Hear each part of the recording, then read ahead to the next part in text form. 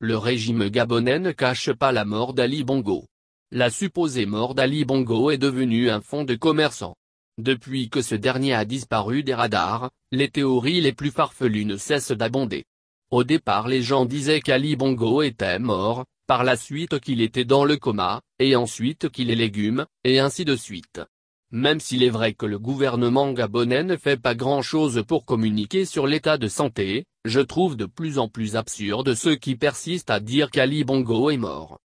De nombreux compatriotes ont misé sur la mort d'Ali Bongo, c'est devenu pour eux un moyen d'exister et s'il s'avérait qu'Ali Bongo serait en vie leur crédibilité prendrait un sérieux coup, donc je comprends leur insistance sur le dossier, multipliant les vidéos pour essayer de se convaincre de quelque chose dont ils n'ont aucune preuve. En effet certains affirment même, jurant sur tout ce qui leur est cher que Ali est mort. Je prie qu'ils aient raison, car si Ali Bongo est vivant et en mesure de revenir diriger le Gabon, beaucoup va avoir des AVC à leur tour cette fois-ci.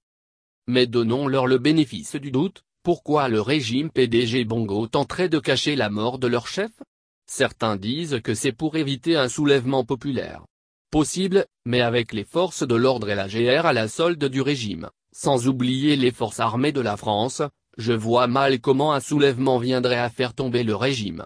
Un soulèvement populaire produira uniquement plus de morts, plus de martyrs sans plus, et donnera à la CPI une occasion de revenir au Gabon et de débuter une enquête qui durera 5 ans pour ensuite donner le feu vert au Parlement européen de faire tomber des sanctions aux alentours de 2028, bref y a rien.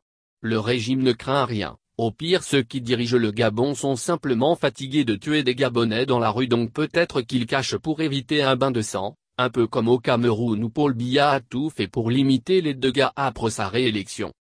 Mais pour moi tout ceci est trop complexe, je pense simplement qu'Ali se retrouve une santé et que par souci de sécurité la discrétion est d'or pour sa femme.